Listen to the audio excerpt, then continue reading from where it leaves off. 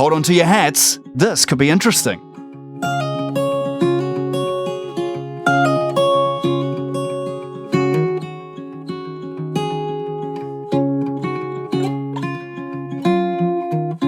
Welcome to TCBI Questions, the show where we ask the tough questions and the not so tough questions totally at random. And joining me today is Kirk. Hi, Kirk. Hello, Dan. How are you doing today? I'm doing well. Yourself? Yeah, pretty good. The rules for this are that there's no skips unless the question doesn't apply, or your answer will only be one sentence because that's not particularly interesting. And adult language is okay if you need it to answer the question. Understood. All right, I'm going to kick us off with the starter question. What is your all-time favorite movie, and how many times have you seen it? It probably has to be one of the Star Trek movies. It's somewhere between either First Contact or what was the one with the Shakespearean stuff? I'm very bad with titles. The Final Frontier, I believe. Yeah. Yeah, that one. Most people don't seem to like it as much, but I thought it was excellent. I've probably seen it 10 or 15 times at this point.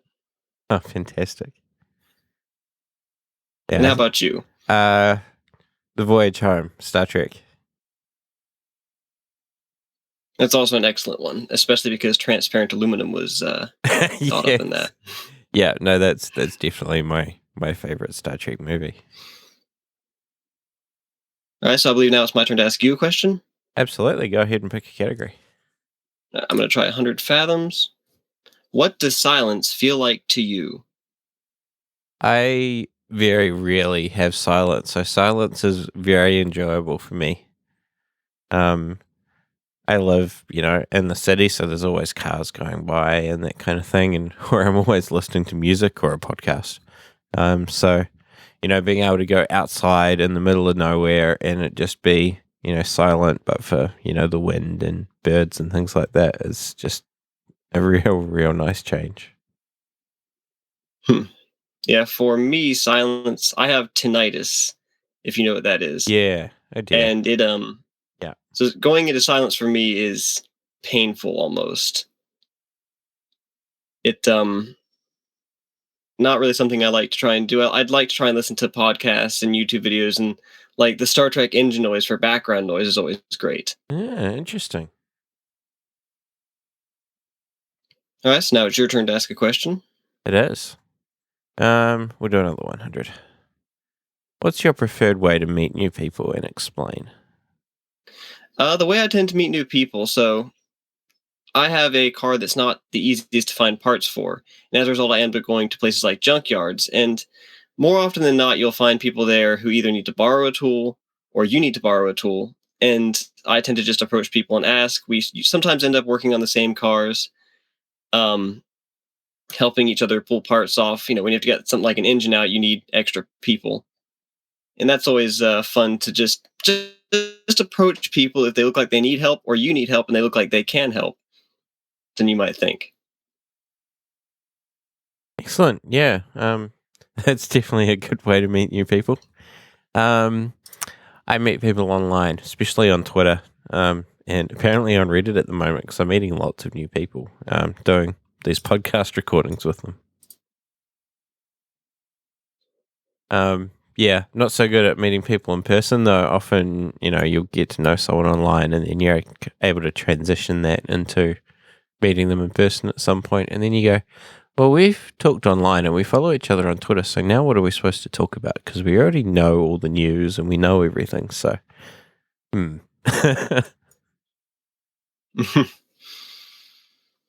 Always a bit of a problem. Yes. All right, over to you. Oh, it is my turn again. All right, I'm going to go for 500 fathoms this time. How do you deal with doubt?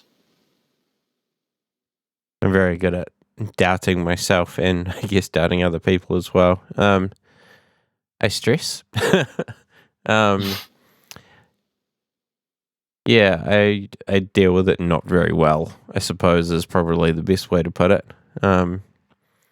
But then, I'll just worry, and then I'll get out the other side and go, oh, that actually wasn't a problem at all. So I don't know why I was doubting anything.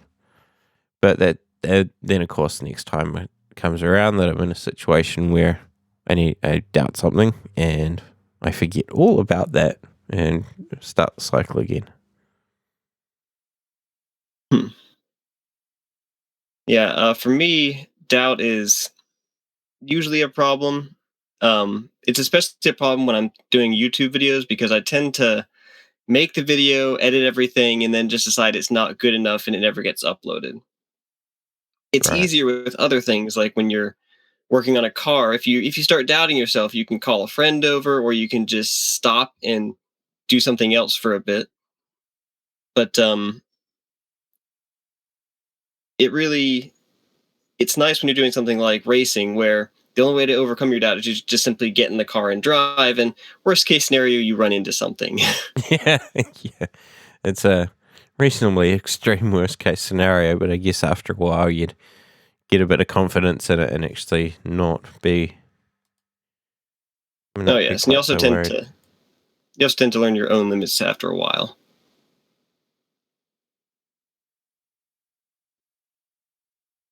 All right. Um, What category are you going to go for? let's bump it up to 1,000. What's the most dangerous situation you've encountered? How did you react? In my lifetime, I can't really say I've any really ever encountered truly dangerous situations. Um, yeah, really. I mean, I've been in a car accident, but that was my fault because it was a. I used to live at a house that was on a road that was on the bottom of a hill. It was right over the crest, actually, small hill, and because it's Florida, there are no large hills. And it was a foggy morning. The corner was overgrown, and so I was relying on watching people's headlights through the bushes.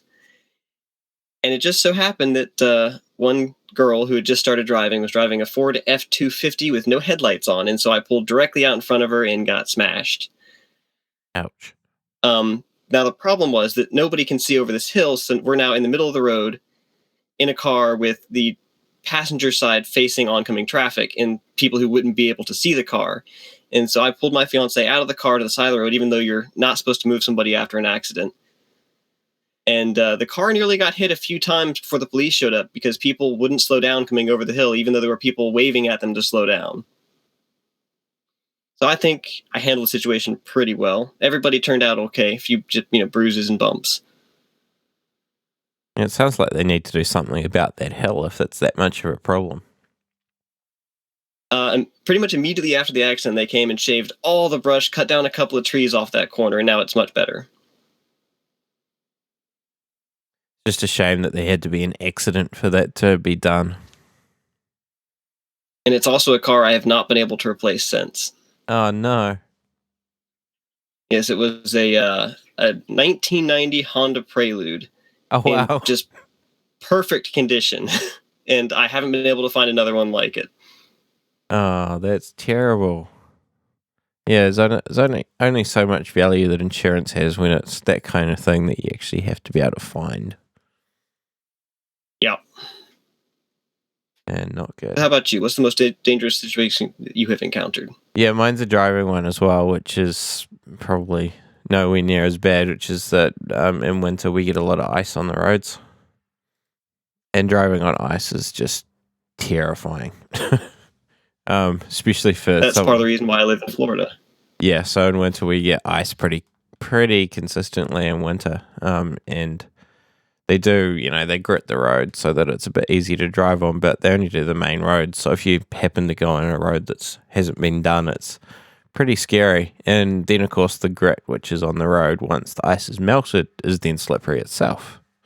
Because then you lose all your traction from, your wheels going over the grit instead. It really gives the traction control on my car a workout. Yeah, I've never owned a car with traction control, but I probably will one day. I actually ended up oftentimes I'll actually turn it off because it's actually more of a hindrance than a help in some situations like that. Do you have an all-wheel drive car? I don't. It's just a front-wheel drive car. Ah, okay. Yeah. Yeah, I have people I know who live up north, and they tend to just stop driving during the winter. Yeah. No, it's about because all the when it's icy, all the buses and public transport tends to stop as well. So if you need to get somewhere, you drive. So you just have to be very careful, and you find people that are like crawling along the roads where it's icy.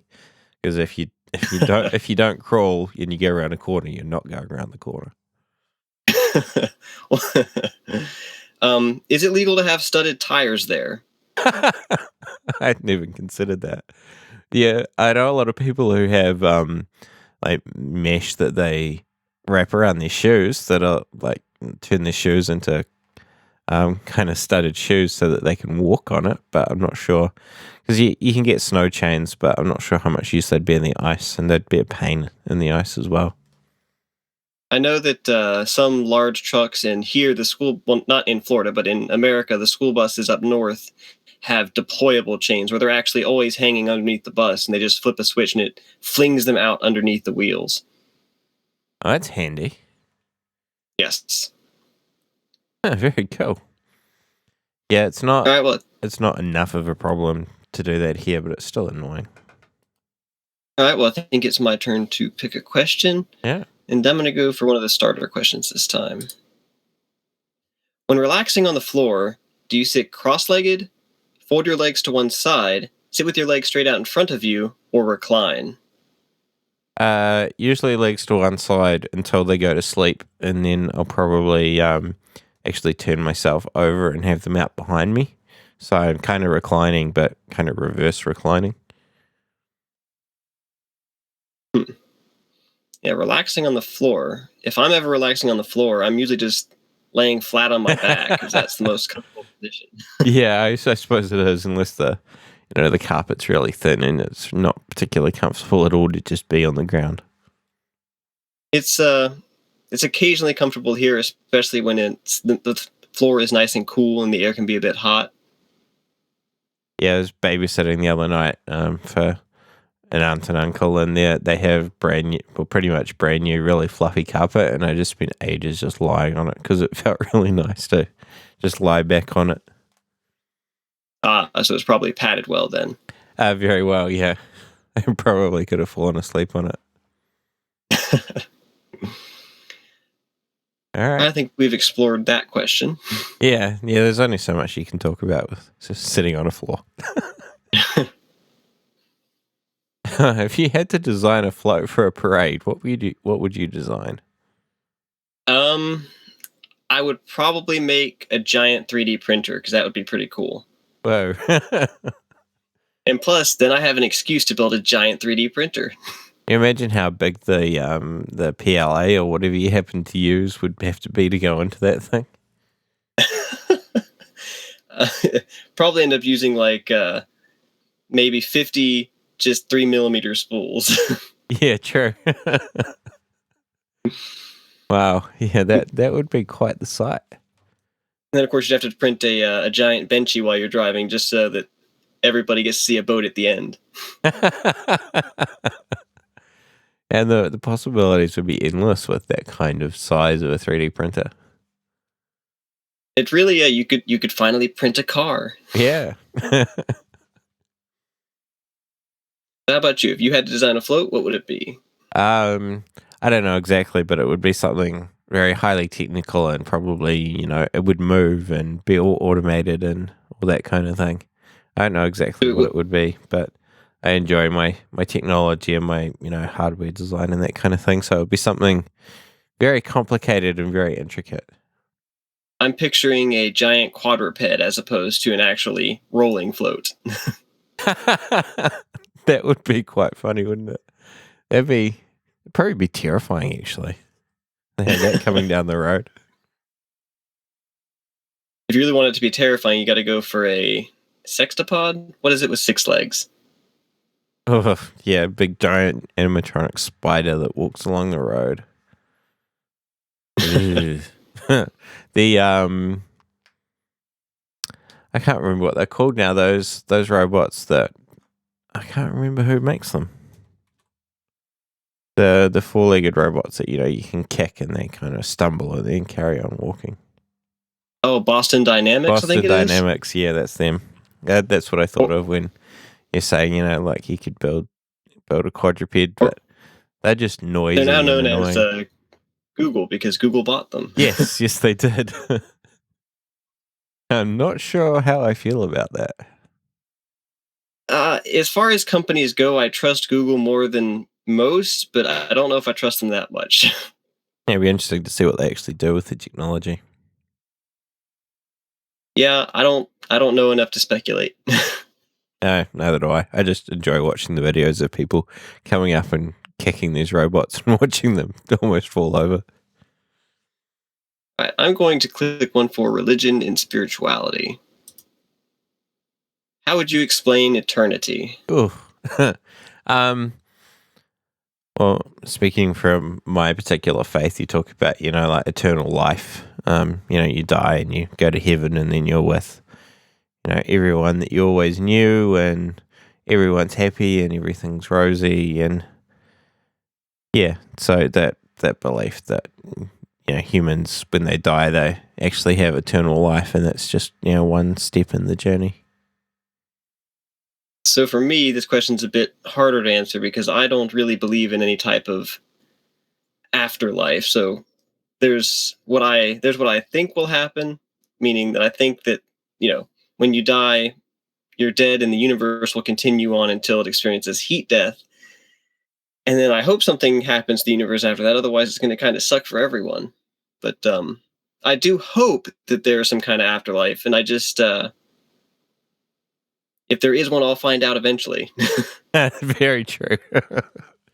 And then by then it won't matter to you.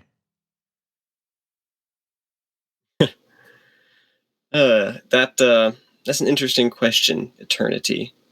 Yeah, it's kind of the point of this is to be interesting. Yeah, The podcast version of QI. Yeah, I quite enjoy QI, though. It's not the same with Sandy.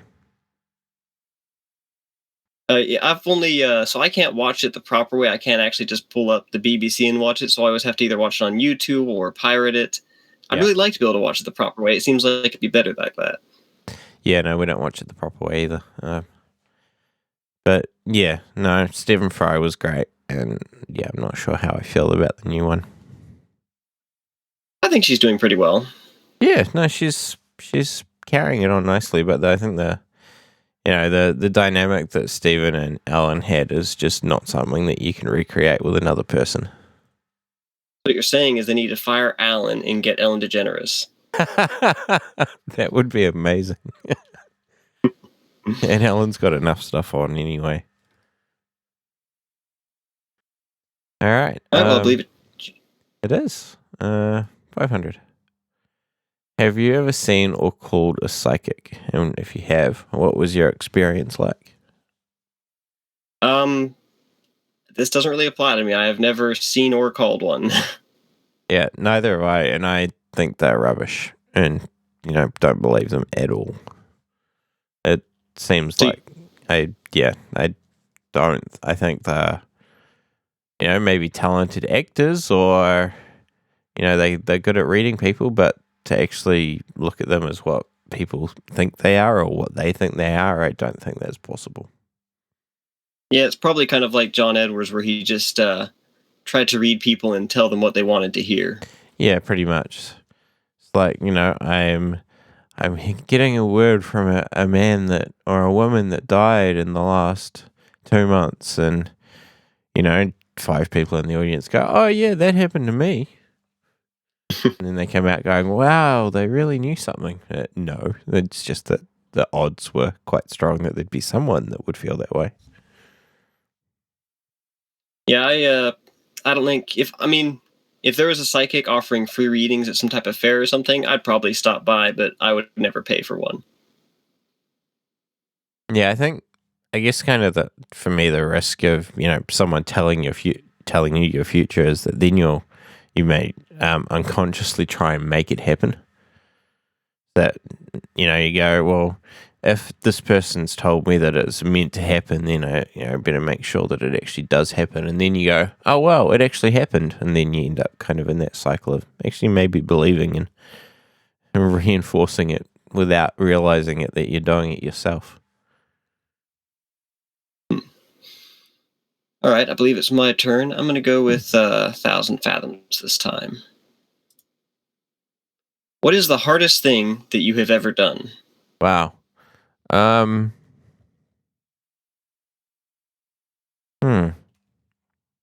really know off the top of my head. Dig deep. Yeah.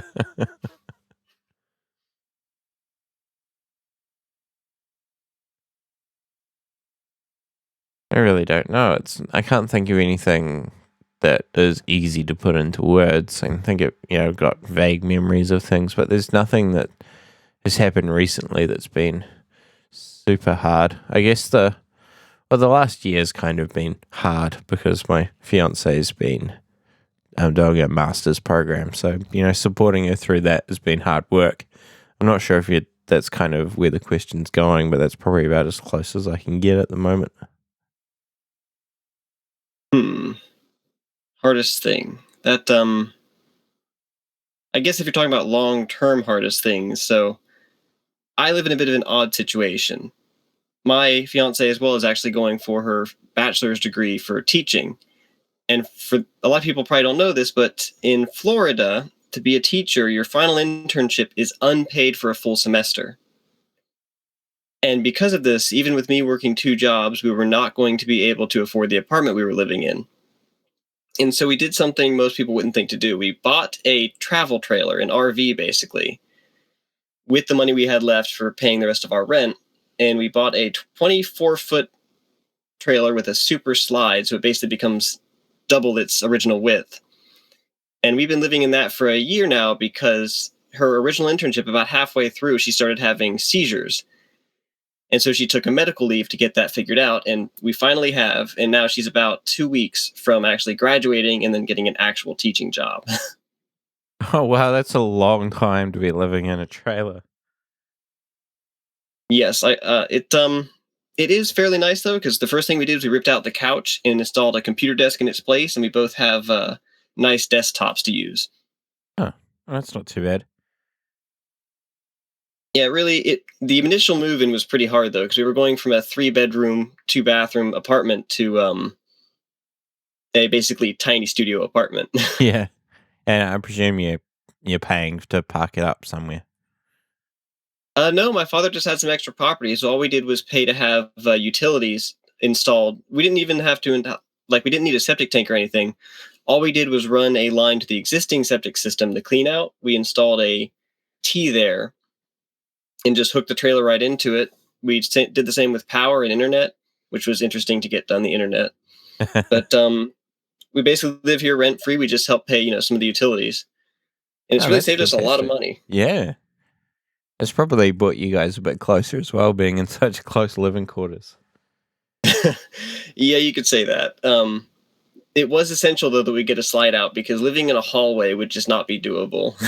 No, you have to get away from each other sometimes. Yeah, wow, that's quite the adventure. Yeah, because my fiance is actually doing her master's in teaching as well to become a teacher. So, yeah, I know what you mean about the unpaid internships. Yeah, she's actually. Do they do that in New Zealand as well? Yeah, it's not quite as drawn out. It was like 2 days a week for the whole year, and then there were blocks of a number of weeks. So she was still able to do some work as well, which was lucky. Her initial internship was like that, where it was just 2 days a week. But this internship is full time. Yeah, so there's not really a chance to work or anything in that. Right, and it doesn't help that she has to go to a school that's about an hour away to do it. And a drunk driver smashed our Civic, so she had to drive my Prelude, which not only doesn't get great gas mileage, but takes premium fuel. Oh, no. That's a And we're long still way. waiting on that insurance money. We're still waiting on the insurance money from the Civic because he hit not just the Civic, but 6 other cars as well. 6 other cars. It was ridiculous, and it was terrible because we were in Orlando, which is about 2 hours from where we live, for a BattleBots event. And we were woken up at 5 in the morning by the front desk saying we needed to come out. We needed to come down. There had been an accident. Whoa. So your car was actually parked. It was parked on the corner of the parking lot, and he hit it so hard he threw it into 2 other cars that were a spot away. Wow. So here I was thinking that, that there was an accident and you were driving and you got rammed into by this truck, but you actually parked. That is so frustrating. I mean, we were just asleep up in our hotel room. I didn't even hear anything. Wow. And then there's been an accident and you're going, how does the accident affect me? I was asleep. Wow. One other interesting tidbit to that is that so our car was totaled pretty much immediately from that hit. And one of the cars that had been hit into happened to belong to other people that were going to the same event. And so they actually ended up giving us a lift because they were going there and their car was mostly undamaged. That's right. At least you ended up with a lift so you weren't too inconvenienced, but then you had to get home. Luckily, I had a friend who didn't stay the night beforehand. He drove, all the way from our hometown that morning, and he gave me a ride back. Oh, that was really lucky then. That was planned. Yeah. Well, not the crash part, but yeah. Yeah, no. I hope the drunk driver got a pretty sharp rap over the knuckles for that one. I don't know what his sentence was, but I do know this was not his first DUI because he had no license when he was driving. Oh, wow. It was also not his car, but luckily the owner did have insurance. Yeah, that is very lucky. All right, I think we ought to move on. Let's do another starter question. On a scale of 1 to 10, how computer savvy are you? And explain. As far as home computers, I'd say I'm somewhere around a 7. I guess with 1 being you don't know how to turn it on, Yeah. and 10 being you could write an operating system, it's probably around a 7. I do actually. So I have a pretty nice setup, although it is pretty dated at this point. I built it in 2009, and it's been upgraded incrementally since then. But as far as like actually programming stuff, I've done a little bit of Arduino, but that's about it. Oh yeah. Yeah, I wrote the system that we're using at the moment to pull out the questions. I probably put myself at probably about a 9. IT is my day job and probably what I do all in my spare time as well. It is I guess my one thing that I'm exceptionally good at, along with, I do a lot of Arduino programming and kind of like electronics hardware design and that kind of thing as well. Yeah, the only thing I have programmed in Arduino is a can crusher, and all it does is look at a sensor and see if it's tripped. And if the sensor is tripped, it turns relays one way and then turns them the other way. Nice. All right. I'll probably go with another religion or spirituality. Who is Jesus Christ to you? So I am Catholic. So Jesus Christ is kind of the, one of the most central figures to the whole religion, and someone that we are very close to, especially every Sunday at Mass, when he is actually present in the room. Well, that, as we believe. It's really hard to explain, but yeah, that's the kind of basics. To me, he's the guy who took Judaism and made it into Christianity. That it's an interesting question for me to answer, just because I don't really believe. I shouldn't say I don't believe in his teachings. A lot of things he said tend to hold up pretty well, but A lot of weird things Jesus did in the Bible, but I can't name any of them offhand. I do know a couple of episodes ago, you had a guy on who was pretty devout, and I would have liked to hear his answer to that. I would imagine he would have a lot more to say than I do. Yeah, I presume you're thinking of Cliff. I believe so. Yes. Yeah, yeah. And Cliff was actually a pastor at one point. Yeah, I've just barely been involved. I basically go to church.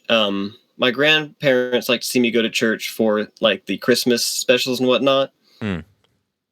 and I find their church a bit creepy. It's weird to me as somebody on the outside. Fair enough. Yeah, the experience can be quite strange for someone who's not believing in what is being talked about. Yeah, I feel like I find it odd that on times like Christmas, of course, the place is always packed because there's a lot of people there who don't come any other time like me. Yeah. And I feel like I'm surprised they don't tone it down a bit, but I guess they're trying to show everybody how great the church is. Yeah, absolutely. And for a lot of people, the people that are going all year round and at Christmas, it's, one of the biggest deals, Christmas and Easter. So it generally gets ramped up. I will say though that that's the only place I've ever had my car vandalized is at a church. Oh, no. And admittedly, it was kind of my fault because I had a Darwin fish on the back of the car at the time. I was in high school and it was very edgy. And I drove it to the church for the Christmas service. When I came out, somebody had ripped it off the car. Right. Okay. Yeah, kind of my fault. I should have expected that. Yeah, apparently. If you're stranded on a desert island, what 3 luxury items would you most want to have with you? My answer to this has always been kind of roundabout because I always said I'd bring the Enterprise, but I feel like that's unfair. Yeah, maybe a little. I mean, if you can count these as items, I would want my laptop, a very large solar panel, and the internet.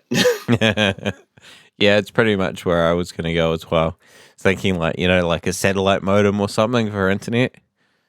Ah, yes. To be a little bit less abstract than the internet. A satellite connection so that wherever you were, and a very large solar panel so that you can actually power it all. Although that's assuming it's a desert island where it's sunny. True. Yeah, because this is a deserted island. You're right. It could be somewhere horrible with no sun. Yeah, in that case, I'd want something very warm to wear and a good book. Presuming there was lots of wood, you can actually get stoves that generate power. I have seen those. Yeah, BioLite stoves from the heat. So presuming there was lots of wood, you could have your laptop, the stove, and a satellite modem, and then you'd be all right. You wouldn't be able to use it all day, but you'd charge it up when you're cooking and everything, and you'd be able to use it for a reasonable chunk of time. Yep, and a good thing is that if you have the laptop, you can always start a fire. Yeah. All right. Yeah.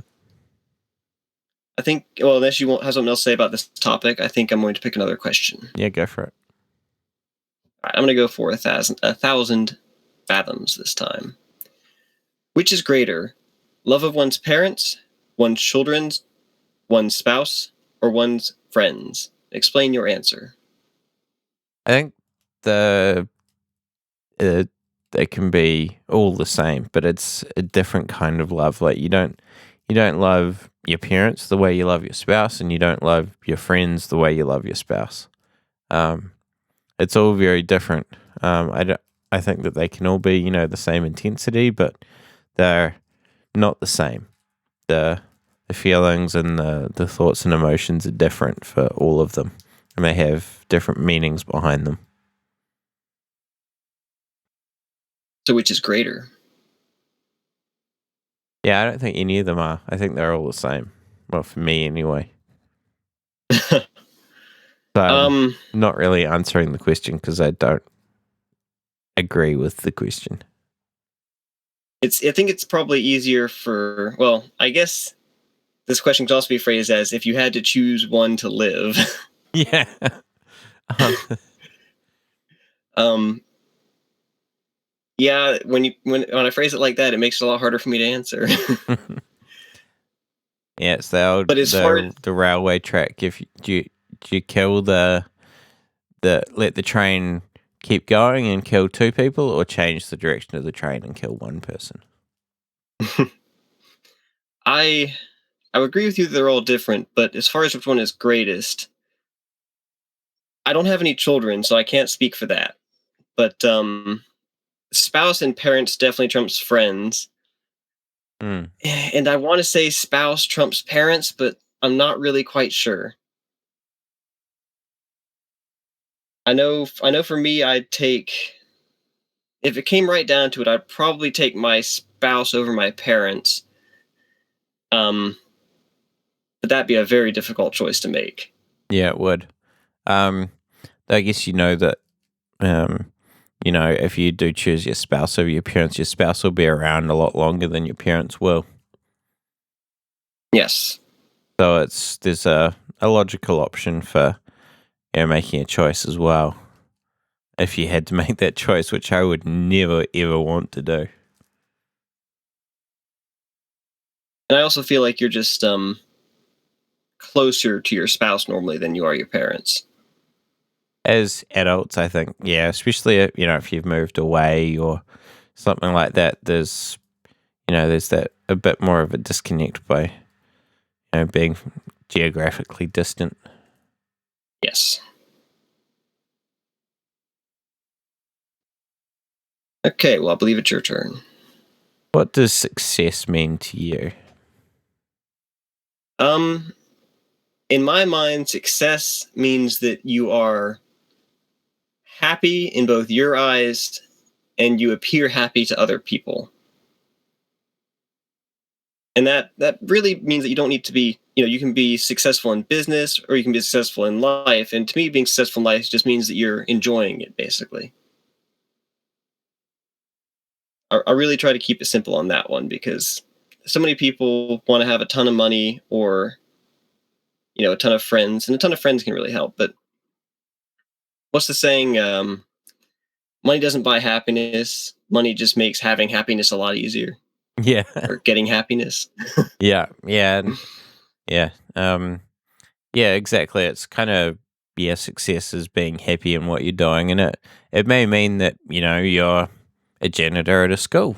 If that makes you happy, you're not going to have heaps of money, but if that's what makes you happy, then you're successful. It really depends on what you feel because a lot of everyone's definition of success is different, and for someone who's been brought up in a crazy rich family, then success is going to be a lot different to someone who has been brought up in not such a rich family.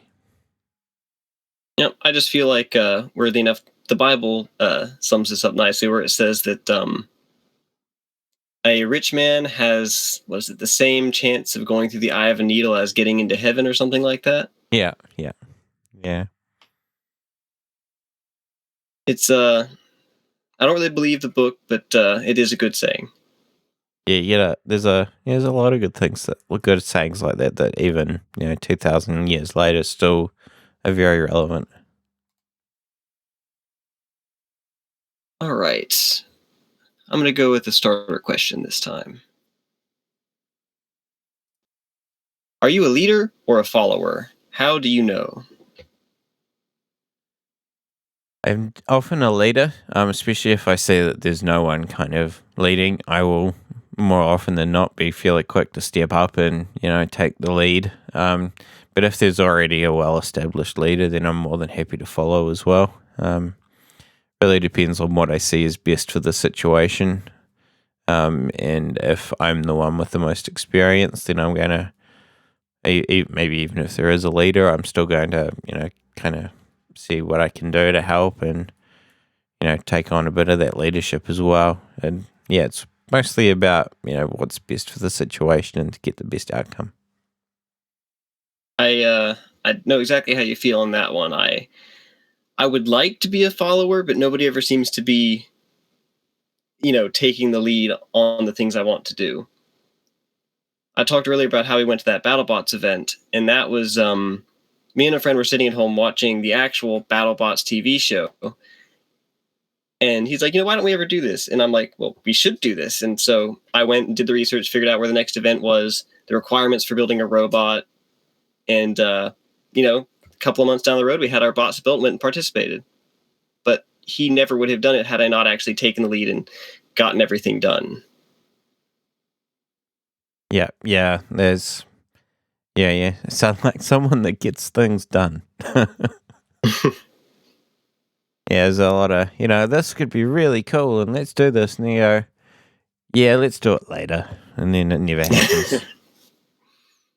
I've tried very hard to not talk about doing things without actually doing them.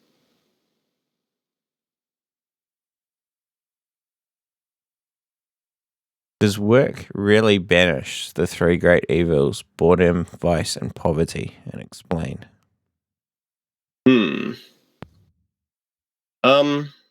I have worked 2 jobs and gone to college at the same time before.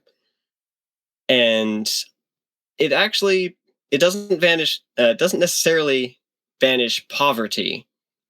And it doesn't necessarily banish vice, but it does banish boredom simply because you have no time to be bored. Yeah, I think that being in that situation could maybe make make your vices even more because you use them to cope. Yes, it definitely depends on what your vices are. Though, luckily, my vices just happen to be doing stuff with friends, and in that schedule, I made a day about once a month where all my friends would come over. We'd set up our computers in the living room and have a LAN party, and that worked really well for making me not go insane.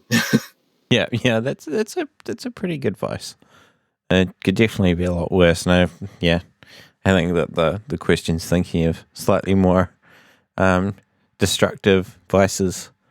Yeah, for me, it pretty much does banish all three, which is nice. I'm far enough in my career that I'm not really living in poverty, and I'm definitely not bored. The job I'm doing at the moment, my days and my weeks really just fly past. So my last job, I did get a bit bored because it's the same old thing all the time. But this job, everything's different, and it's just great to have the difference in being busy. Yeah. So yeah, the lack of boredom kind of keeps me away from the vices, which is mostly wasting time on the internet. I don't have time to waste time. So that kind of helps. I'd say as far as destructive vices, I do have one vice, and that's that I see stuff on the internet and I want to buy it. And that's definitely a bad vice. Yeah, I do spend a bit of money online, but the problem with buying things online is then you have to wait for them to arrive. That's why you got to have Amazon Prime, that 2-day shipping. In New Zealand, we can generally get stuff overnight on shipping. But if it's on a weekend, then you order it on Friday night and it doesn't arrive until Tuesday, and you go, Just recently, Mighty Car Mods did a special on moto comps, and I really wanted one. And there's one for sale on eBay for $6,000. Now that costs more than my car does, but I still want it. Yeah, fair enough. There's always that one area of things that we want to spend lots and lots of money on. All right. Final question. All right, I'm going to pick a 1,000 fathoms question. What is something about you that no one knows? Wow. I don't really know if there is anything that no one knows about me. I tend to live my life online, so everything I'm doing tends to get posted on Twitter and things like that. I don't really have any deep, dark secrets that no one really knows about me.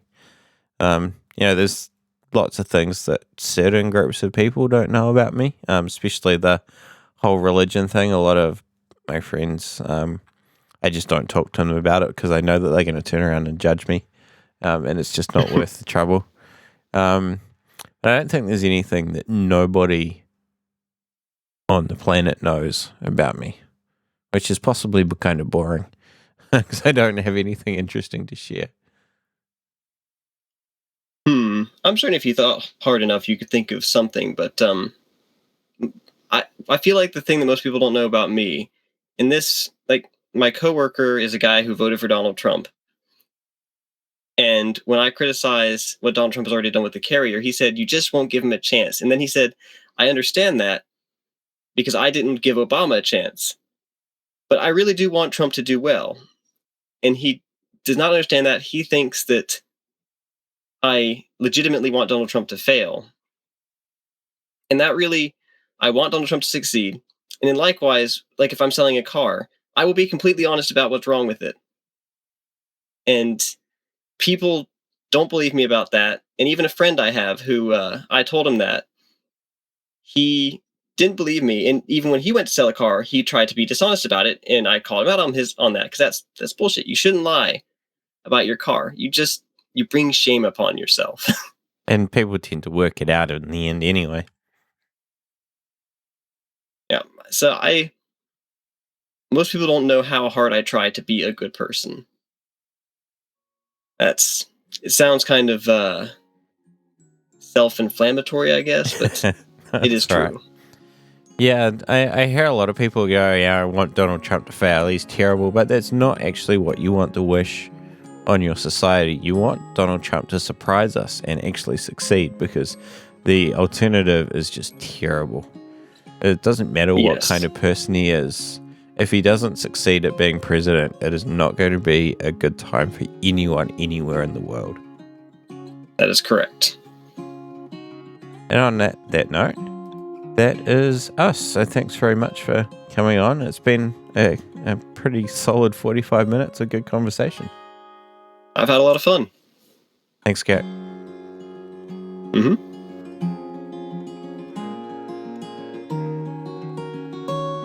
If you'd like to be on the show, you can go to tcbi.nz/guest form and sign up. Anybody is welcome to sign up, and I would love to talk with you. And until next time, to our listeners, add one friend to one episode of this podcast with two open minds and see where it leads. Thanks for listening. Now that was interesting. Bye-bye.